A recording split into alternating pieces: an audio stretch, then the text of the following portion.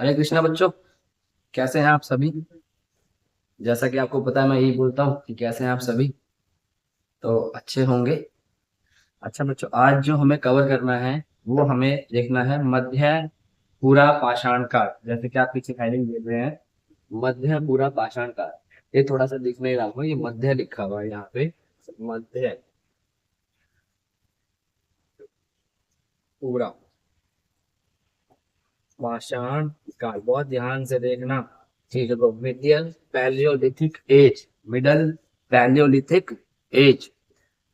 जिससे इससे पहले जो मैंने आपको पढ़ाया था वो पढ़ाया था निम्न पूरा पाषाण काल। अगर आपने हर एक वीडियो मेरी अच्छे से देखी है तो आपका यहाँ तक का जो क्वेश्चन होगा वो गलत नहीं होने का।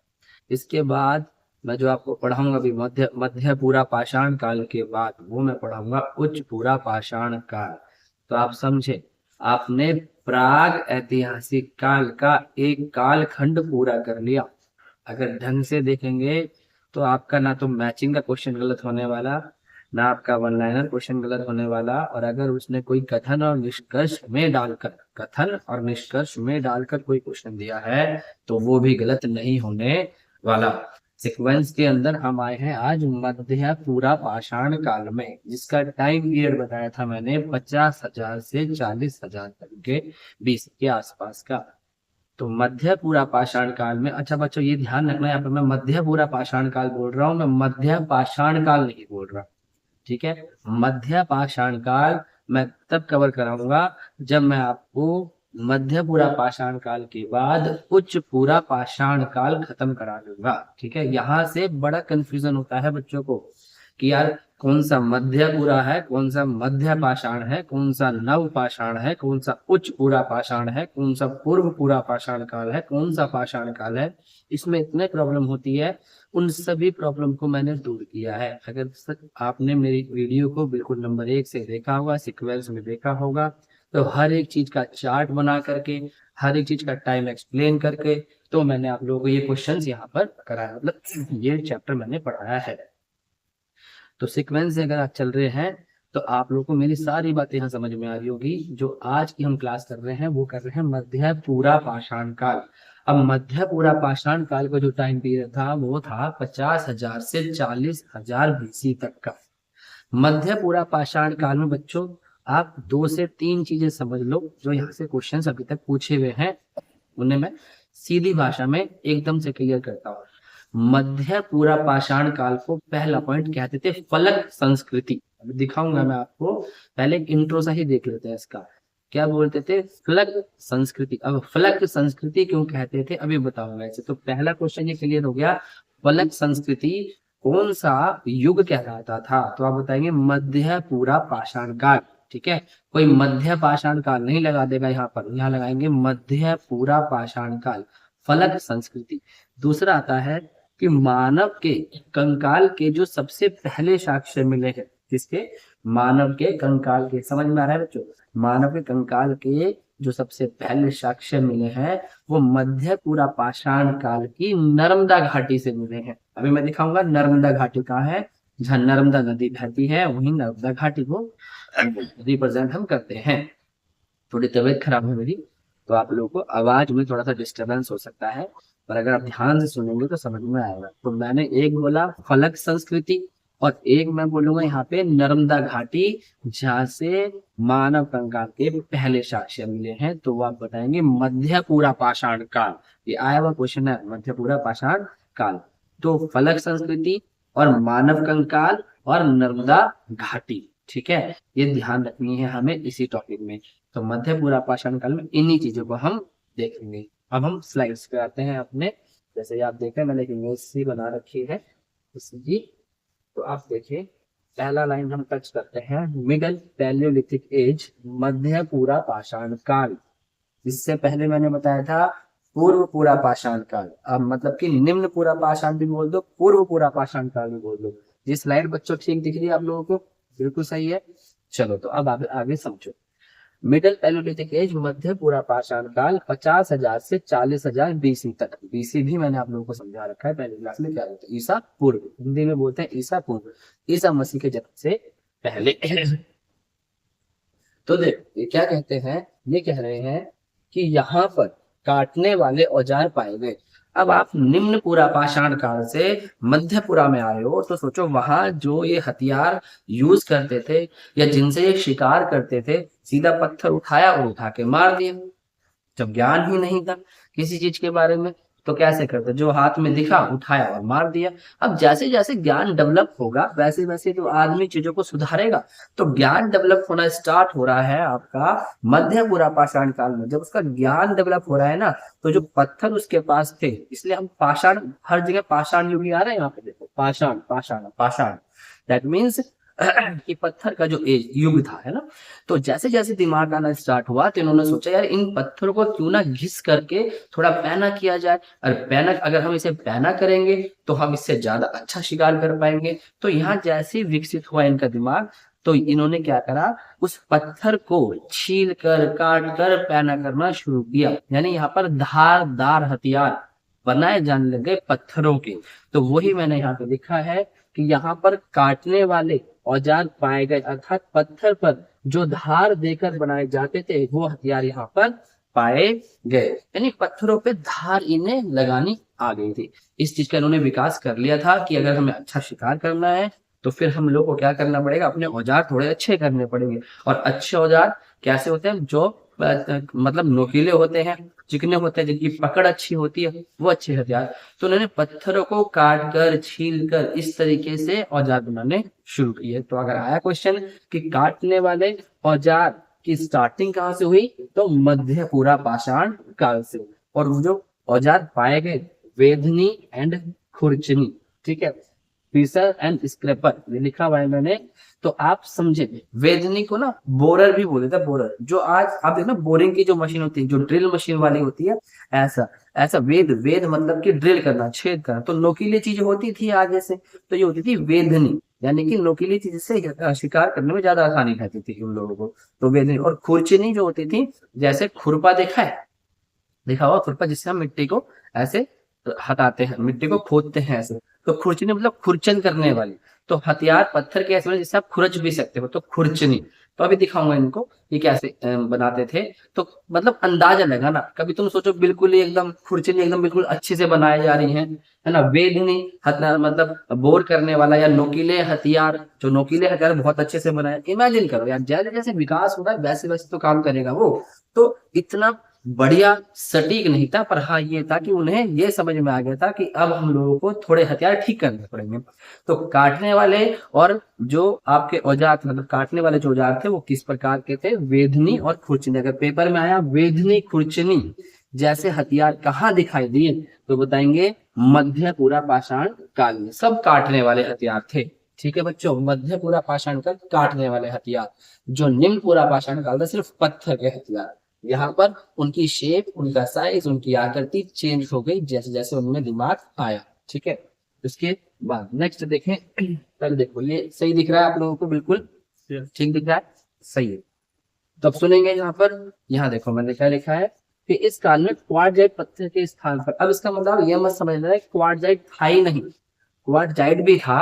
उसके अलावा हमें चर्ट पत्थर आते हैं, जैस्पर जैसे पत्थरों का प्रयोग के प्रमाण भी मिले हैं। और जो क्वार्टजाइट था वो अच्छे प्रकार का क्वार्टजाइट मिला यहाँ पर हमें।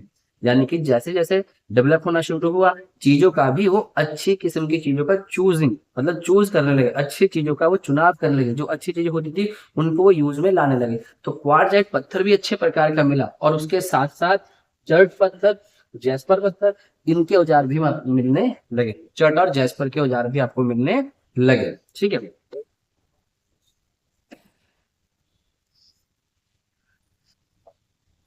ठीक है बच्चों, तो समझ में आ गया। इस काल में क्वार्टजाइट, देखो वहां पर भी क्वार्टजाइट पत्थर का यूज करवाया था मैंने निम्न पूरा पाषाण काल में। लेकिन यहाँ पे क्वार्टजाइट की और अच्छी किस्म, जैसे जैस्पर एंड चर्ट, ये भी क्वार्टजाइट से बनते हैं। मतलब क्वार्टजाइट के ही रूप है, जर्ट और जैस्पर किसके रूप में है, क्वार्टजाइट के।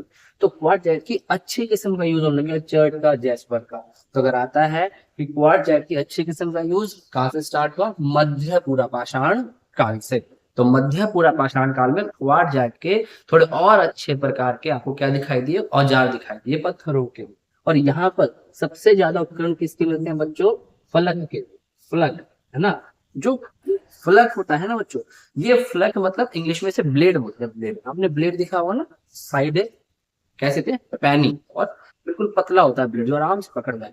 तो इस प्रकार के यहाँ पे औजारों का यूज किया जाने लगा, यानी कि पत्थरों को छील करके इस प्रकार से तैयार किया जाता था जैसे ब्लेड होता है। तो इसीलिए जो मध्य पूरा पाषाण काल है इसको फलक संस्कृति भी कहा। बहुत ध्यान से, मध्य पूरा पाषाण काल को फलक संस्कृति भी कहा जाता है, क्योंकि यहाँ पे फलक उपकरण के जो औजार थे वह अधिक मात्रा में दिखाई दिए, पाए जाने लगे, इसलिए से कहा फलक संस्कृति। पेपर में आएगा कि फलक संस्कृति किसे कहते हैं, आप बताएंगे फलक संस्कृति मध्य पूरा पाषाण काल को कहते हैं। बहुत अच्छे से क्लियर हुआ होगा। और जो फलक उपकरण थे उसमें थी खुरचनी, अभी मैंने बताया खुरचन, जिससे आप खुरच सको चीजों को, वेदनी छेद कर सको चीजों को, वेदक भी छेदनी जैसे छेद करने जैसे ही होता था, तक्षणी ये भी इसी प्रकार के होते थे, नोकीले हथियार होते थे। एक बार की इमेज देखो, खुरचनी, वेदनी, वेदक, तक्षणी, ये सारे ऐसे लगते कि कोनेदार, मतलब कोनेदार दैट मीन्स कि चिकने होते थे, पैने होते थे, काटने काम आते थे, छेद करने काम आते थे, ऐसे ये हथियार होते थे। तो पेपर में आएगा खुरचनी, वेदनी, वेदक, तक्षणी कहाँ के हैं, तो आप बताएंगे मध्य पूरा पाषाण काल के। बच्चों ध्यान से देखना, मध्य पूरा पाषाण काल के। एक बार स्क्रीनशॉट लेना चाहते हो तो लो, फिर मैं आपको इसकी इमेज दिखाता हूँ। एक मिनट रुक जाओ, पहले इमेज ही देख लो, फिर इसका स्क्रीनशॉट लेना बाद में।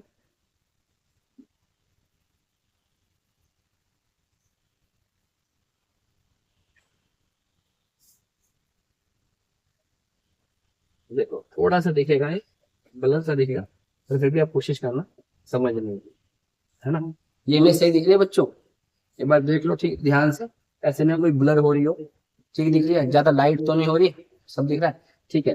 तो ये देखो, ये वाले जो हथियार है जैसे नोकीले हथियार हैं, तो क्या हो गया, वेधनी हो गया आपका, है ना, छील रहे हैं चीजों को, छील करके बना रहे हैं, तो ब्लेड जैसे छील के बना रहे हैं आप लोग, खुरचनी जैसे बनते हैं, खुरचनी ब्लेड, है ना, छील के बनाना, नोकीले बनाना, है ना, औजार बनाना जिससे अच्छे से पकड़ करके चीजों को मार सके। तो ये क्या है, मध्य पूरा पाषाण काल के औजार। तो बच्चों मध्य पूरा पाषाण काल के ये जो औजार हैं, इसमें से मुख्य क्या है, मध्य पूरा पाषाण काल के औजार में मुख्य है खुरचनी, वेदनी, वेदक, तक्षणी।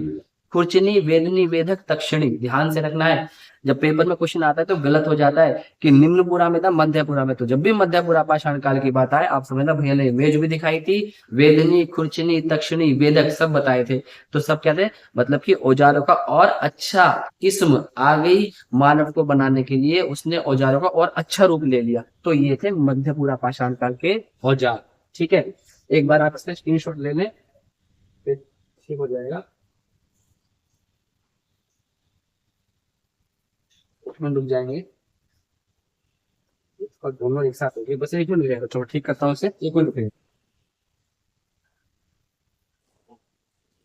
बच्चों, इसका स्क्रीनशॉट ले लो एक बार।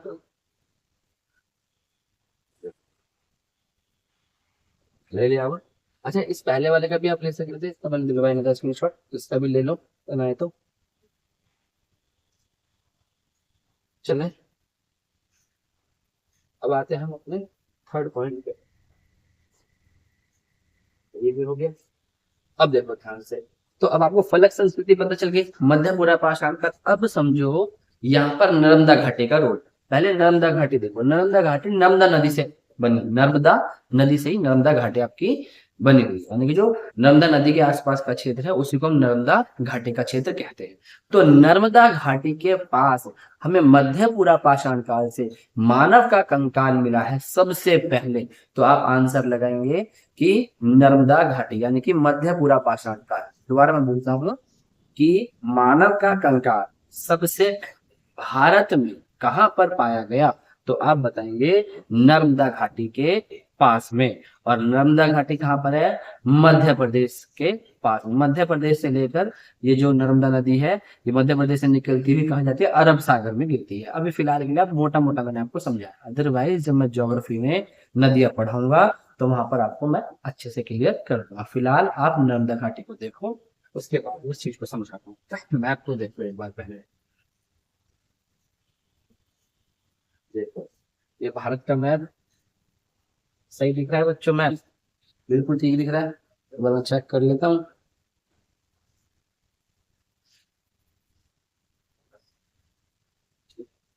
ये है नर्मदा घाटी, और इस नर्मदा घाटी से मानव का कंकाल मिला है हमें। तो ये नर्मदा घाटी ये अरब सागर में निकलती है ना, मध्य प्रदेश से निकलती हुई अरब सागर में। तो ये जो क्षेत्र था ये नर्मदा घाटी का क्षेत्र था। इसी नर्मदा घाटी से पूरा पाषाण मध्य पूरा पाषाण कालीन स्थल है नर्मदा घाटी। ठीक है बच्चों, तो नर्मदा घाटी आपने देख ली। अब मैं दोबारा इसको दिखाऊंगा, पर एक बार इसके मानव कंकाल के बारे में देख लो। इसको साइड ले लेते हैं, बहुत ध्यान से देखना सब चीजें के बारे में। ये रहा नर्मदा घाटी के हथनौरा से, जो हथनौरा है वो मध्य प्रदेश में पड़ता है, अभी बताऊंगा है ना। नर्मदा घाटी के हथनौरा से मानव कंकाल ढूंढा है, तो मानव कंकाल ढूंढा है, और यह कंकाल अरुण सोनकिया, ये आता है पेपर में, अरुण सोनकिया ने 1982 में खोजा था। यानी कि नर्मदा घाटी से मानव कंकाल मध्य पूरा पाषाण कालीन साक्ष्य मिला है, जिसको किसने खोजा है? अरुण सोनकिया ने खोजा है 1982 में। अगर वो आपसे सन पूछे तो भी आप बता देंगे 1982। कहाँ से? हथनौरा, तो भी बता देंगे हथनौरा कहाँ? नर्मदा घाटी में। नर्मदा घाटी कहाँ? मध्य प्रदेश, है ना। और क्या ढूंढा? मानव कंकाल। तो अगर पेपर में क्वेश्चन आता है कि भारत में मानव कंकाल के साक्ष्य कहाँ से मिले हैं, तो आप बताएंगे नर्मदा घाटी से। अब एक बार इसको देखो, अब देखो ध्यान से।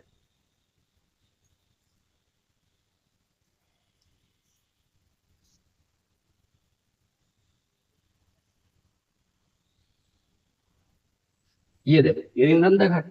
तो पेपर में क्वेश्चन बनेगा कि भारत में मानव के कंकाल सबसे पहले कहाँ से खोजे गए, तो आप बताएंगे हथनोरा, मतलब नर्मदा घाटी के हथनौरा से, नर्मदा घाटी के हथनौरा से। तो पेपर में बना क्वेश्चन कि मानव कंकाल के साक्ष्य भारत में कहाँ से मिलेंगे, तो आप बताएंगे नर्मदा घाटी में हथनौरा के पास से मानव कंकाल के साक्ष्य मिले हैं, जिसे किसने खोजा था?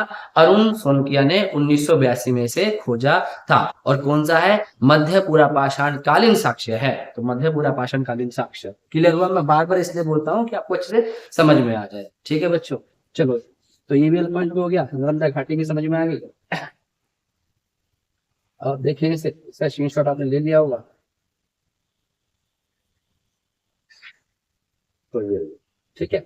शल्क निर्माण हेतु लवालवाई तकनीक, लवालवाई तकनीक, अगर पेपर आता है लवालवाई तकनीक का प्रयोग कहाँ पे किया गया, तो आप बताएंगे कहाँ पे किया गया? मध्य पूरा पाषाण काल में किया गया।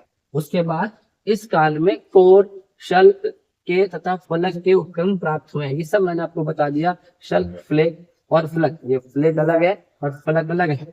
ठीक है, ब्लेड के उपकरण प्राप्त हुए, मतलब कि ये वाली जो बात है ये वही है कि औजारों को आपने चिकना करना और पैना करना ये सीख लिया था यहाँ पे। तो कोर, शल्क और फलक अगर आता है तो आप कहाँ जाएंगे? मध्यपुरा पाषाण काल में जाएंगे। लवाल वाई तकनीक आता है तो आप कहाँ जाएंगे? मध्यपुरा पाषाण काल में जाएंगे। शल्क निर्माण आता है तो मध्यपुरा पाषाण काल में जाएंगे। अभी तक ऐसा पूछा नहीं है तो आप फिर भी मैंने आपको बता दिया। अभी तक पूछा है फलक संस्कृति, तो मैंने वो आपको क्लियर करा है आगे। तो अगर इनसे भी क्वेश्चन आया तो आप कहा जाएगा मध्यपुरा पाषाण काल में जाएंगे। तो कोर, शल्क, फलक, ठीक है, और शल्क निर्माण हेतु लवाल वाई तकनीक सब कहाँ की है? मध्यपुरा पाषाण काल की है। क्लियर हुआ यहाँ तक का? तो फलक संस्कृति ध्यान रखना, मेन है मानव कंकाल का साक्ष्य वो याद रखना। नेक्स्ट पे देखते हैं इसका अरुण सोनकिया ध्यान रखना, 1982 ध्यान रखना। इसमें एक पॉइंट शायद मिस हो रहा है, इधर मैं देखूं। यहाँ पे तो सब ये भी हो, ठीक है, सब हो गया। अब ये देखो यहाँ पर मध्यपुरा पाषाण के उपकरण के स्थान बता रखे कि कहाँ से कौन कौन सी चीजें मिली है, मतलब कि कौन कौन से मध्यपुरा पाषाण कालीन स्थल है। तो यहाँ पे लिख रखा है मैंने नेवासा। पेपर में आएगा नेवासा कहाँ है, तो बताएंगे महाराष्ट्र। सही दिख रही है इमेज आप लोगों को? नेवासा महाराष्ट्र, सिंहभूम झारखंड, व्यास हिमाचल, हथनौरा अभी दिखाया था, हथनौरा से मानव कंकाल सीहोर मध्य प्रदेश, सोन घाटी ये अभी मध्य प्रदेश में, सोन घाटी मध्य प्रदेश में ही पड़ती है, सौराष्ट्र गुजरात के आसपास, भीमबेटका मध्य प्रदेश, चकिया वाराणसी में पड़ता है उत्तर प्रदेश में। बेलन घाटी इलाहाबाद मिर्जापुर की है, मिर्जीपुर नहीं है, मिर्जापुर। भीमबेटका मध्य प्रदेश के रायसेन जिले के अब्दुल्लागंज के पास। आया हुआ क्वेश्चन है ये कि भीमबेटका कहाँ पर है, तो अब्दुल्लागंज के पास है भीमबेटका। और अब्दुल्लागंज रायसेन जिले में, और रायसेन जिला मध्य प्रदेश में, गलत मत करना। ये सारे जो स्थल है यह मध्यपुरा पाषाण काल के उपकरण के स्थान। अगर पेपर में आता है कि मध्यपुरा पाषाण काल के उपकरण के स्थान कहाँ कहाँ मिले हैं, तो आप इनमें से ये नाम दे देंगे तो नाम आएंगे राज्यों के, तब आप राज्यों के नाम मेंशन करेंगे। नेवासा, सिंहभूम, व्यास, हथनोरा, सोन घाटी सौराष्ट्र, भीमबेटका, चकिया, बेलन घाटी, भीमबेटका, ये सब याद रखना आप लोगों को। मैं से मैप में दिखाता हूँ आपको एक बार, देखो पहले देखो मैप दिख रहा है ठीक, एक बार मैप देखो पहले बच्चों, मैप ठीक दिख रहा है, मैं चेक कर लेता हूँ एक बार।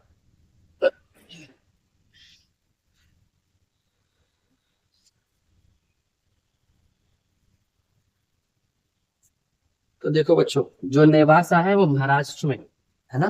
थोड़ी बहुत मैप की नॉलेज रखनी चाहिए, जिस बच्चे को नहीं है कोई प्रॉब्लम नहीं है, मैं इसको ज्योग्राफी में अच्छे से क्लियर करूंगा सारी बात, ठीक है। चलो देखो, नेवासा ये आपका महाराष्ट्र पड़ता है। कर ले लेते हैं,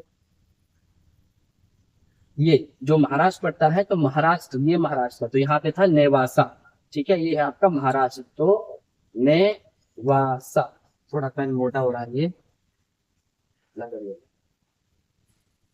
ठीक है। मेन है आपको जगह देखना, ठीक है। तो जैसे मैंने महाराष्ट्र लिखा, तो मैं महाराष्ट्र ही लिख रहा हूँ यहाँ पे, महाराष्ट्र। ये रहा बच्चों नेवासा, ठीक है। कौन सा है, मध्यपुरा पाषाण कालीन स्थल। उसके बाद देखो सिंहभूम झारखंड, तो ये बच्चों ये पड़ता है झारखंड, सिंहभूम झारखंड, ये रहा झारखंड यहाँ पर। तो कभी पेपर में आया सिंहभूम मध्यपुरा पाषाण कालीन स्थल कहाँ पर पड़ता है, तो झारखंड में, तो सिंहभूम झारखंड। फिर देखो व्यास हिमाचल, तो आप ऊपर से आएंगे तो यहाँ पर पड़ेगा आपका हिमाचल, तो व्यास हिमाचल, हिमाचल से भी मध्यपुरा पाषाण कालीन स्थल मिलता है। उसके बाद सोन घाटी, ये सोन घाटी मध्य प्रदेश में ही है, ये मध्य प्रदेश MP मध्य प्रदेश, सोन घाटी, यहाँ से भी मध्यपुरा पाषाण कालीन स्थल मिले हैं। भीमबेटका, ये भी मध्य प्रदेश में ही पड़ता है, भीमबेटका मध्य प्रदेश में पड़ता है, ये भी मध्यपुरा पाषाण कालीन स्थल यहाँ से भी पाए गए हैं। चकिया वाराणसी उत्तर प्रदेश में, उत्तर प्रदेश तो जैसे हम उत्तर प्रदेश के रहने वाले हैं, तो उत्तर प्रदेश, तो यहाँ उत्तर प्रदेश, तो यहाँ पड़ता है चकिया। कभी पेपर में आ गया कि मध्यपुरा पाषाण कालीन स्थल चकिया कहाँ पर पड़ता है, तो उत्तर प्रदेश, एकदम सीधा बताएं। मध्यपुरा पाषाण कालीन स्थल, मध्यपुरा पाषाण कालीन स्थल चकिया कहाँ पड़ता है, उत्तर प्रदेश, दिखा भी रहा हूं उत्तर प्रदेश, ठीक है, UP। उसके बाद देखो बेलन घाटी, इलाहाबाद मिर्जापुर के आसपास बेलन घाटी मिलती है। बेलन नदी थी, बेलन नदी की है, मतलब बेलन नदी के पास का जो क्षेत्र था वो बेलन घाटी का क्षेत्र कहलाएगा। तो ये भी इसे इलाहाबाद उत्तर प्रदेश, तो यही पड़ेगी हमारे उत्तर प्रदेश, मिर्जापुर के आसपास बेलन घाटी का क्षेत्र, ये भी मध्यपुरा पाषाण का जो स्थल है। भीमबेटका मैंने आपको समझाई गया, तो जितने थे सारे के सारे मध्यपुरा पाषाण कालीन स्थल हैं। तो अगर आप मैप से भी देखेंगे तो क्लियर होना चाहिए कि मध्यपुरा पाषाण कालीन स्थल भैया ने मेन बताए थे, महाराष्ट्र बताया, झारखंड बताया, हिमाचल बताया, सीहोर बताया, गुजरात बताया, मध्य प्रदेश बताया, उत्तर प्रदेश बताया, यही तो है 5-6, तो एकदम से याद रख लेंगे, महाराष्ट्र, झारखंड, हिमाचल, मध्य प्रदेश, गुजरात और उत्तर प्रदेश, सारे के सारे थे, ठीक है बच्चों। तो ये यहाँ पर हमारा पूरा हुआ होता है मध्यपुरा पाषाण कालीन स्थल। अच्छा, अगर आपको मानव के कंकाल भारत के संदर्भ में पूछे गए हैं तो वो है आपका हथनौरा, ठीक है। अगर आपको पूछा गया कि जो मानव के कंकाल है अगर विश्व के संदर्भ में देखें तो वो है लिएंडरथल मानव, लिएंडरथल मानव, ठीक है, लिएंडरथल मानव, गलत मत करना, लिएंडरथल मानव, ठीक है। तो यहाँ पर हमारी पूरी क्लास होती है, आप एक बार इसका भी स्क्रीनशॉट ले लें।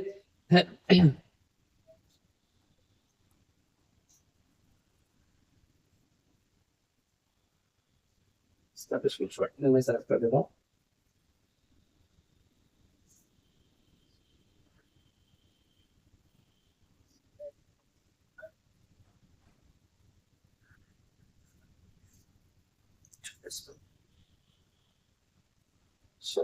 क्लियर हुआ बच्चों, ठीक है। मिलते हैं नेक्स्ट क्लास में। नेक्स्ट क्लास में हम आपको पढ़ाएंगे उच्च पूरा पाषाण काल, तो आपकी पूरी सीरीज कंप्लीट हो जाएगी निम्न पूरा पाषाण काल, मध्य पूरा पाषाण काल और उच्च पूरा पाषाण काल। क्लियर हुआ? अच्छा बच्चों, एक चीज देख लो एकदम से ध्यान आगे पढ़ाते पढ़ाते, मैंने आप लोग को यहाँ पर ये दिखाया था कोर। कभी आप सोचो ये कोर क्या था यार? तो जो कोर था ना बच्चों, कोर, ये जो बड़े बड़े पत्थर होते थे उनको छील कर काट कर पैने धारदार हथियार जो बनाए जाते थे वो कोर कहलाते थे। और जो शल्क होते थे वो जो छोटे पत्थर होते थे, छोटे पत्थरों को काट करके शल्क बनाए जाते थे। ये कौन से? मध्य पूरा पाषाण कालीन स्थल है। फ्लैग मैंने आपको बताया, फलक मैंने आपको बताया दिया था। तो जो कोर है वो बड़े पत्थरों को काट करके, है ना, छील करके धारदार हथियार बनाना क्या है, कोर। और शल्क है जो छोटे पत्थर होते थे उनको धारदार करना और चिकने बनाना, वो होता था आपका शल्क होता था। क्लियर हुआ? बहुत अच्छे ढंग से कवर करने की कोशिश की गई है, तो आप उसे पढ़े अच्छे से। आप प्रैक्टिस सेट कोई ले आगे देखें, अगर मध्य पूरा पाषाण काल का कोई क्वेश्चन आएगा तो आपका गलत नहीं होने का। मानव कंकाल ध्यान रखना है यहाँ पे, फलक संस्कृति ध्यान रखना है यहाँ पे। ठीक है, मिलते हैं नेक्स्ट क्लास के साथ। आप पढ़ते रहिए, रिविजन करते रहिए। मैं धीरे धीरे और बहुत सारी चीजें आपके सामने लेकर आने वाला हूँ, है ना। तो प्रीवियस ईयर क्वेश्चन भी हम करेंगे, और जैसे आपके जो अपकमिंग एग्जाम आ रहे हैं 2025 के, एसएससी जीडी का आ रहा है, एनटीपीसी का आ रहा है, और जितने भी एसएससी का जो आ रहा है, इन सब में जो भी जीएस होगी उस जीएस को यहाँ पे कराते हुए आपको बहुत अच्छे से जाए। और हम कुछ ही समय में मैथ के बिल्कुल वो वाले वीडियोस डालने वाले हैं। जिस बच्चों को ये भी प्रॉब्लम हो ना यार, वो तो प्लस माइनस माइनस नहीं आता, बहुत से बच्चे जैसे मेरे पास ऑफलाइन में आते हैं और कहते हैं कि भैया हम तो बिल्कुल मैथ में जीरो हैं। तो हम बिल्कुल वहीं से स्टार्ट कर रहे हैं मैथ के बिल्कुल बेसिक बैच से। तो लगभग 60-65 वीडियोस डालेंगे हम, बिल्कुल बेसिक बैच की वीडियोस रहेगी, तो आप उसको वहां से देखना, आपको मैथ्स बहुत अच्छे से क्लियर हो जाएगा। एडवांस मैथ भी पढ़ाएंगे, अर्थमेटिक भी पढ़ाएंगे, और रीजनिंग भी धीरे धीरे हम कवर करेंगे इसमें। अभी फिलहाल जीएस और मैथ्स चल रहा है, उसे आप अच्छे से पढ़ते चले। ठीक है, चलो तो मिलते हैं नेक्स्ट क्लास के साथ। हरे कृष्णा।